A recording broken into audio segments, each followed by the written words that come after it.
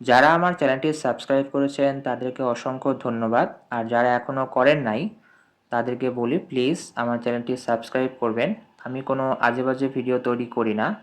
আমি গাছগাছালি সংক্রান্ত বিভিন্ন তথ্য আপনাদের কাছে শেয়ার করি, আমার নিজের অভিজ্ঞতাগুলো শেয়ার করি।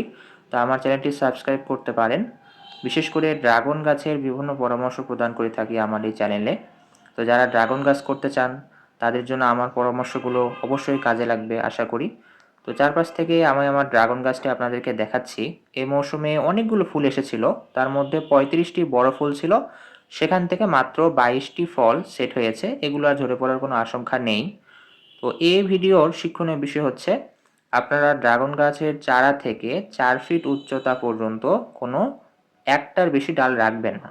এই দেখেন, আমি জুম করে দেখাচ্ছি আপনাদেরকে, আমার গাছেরটা দেখেন, একটা করে ডাল নিয়েছে আমি উপরে, আর কিন্তু ডাল নেই।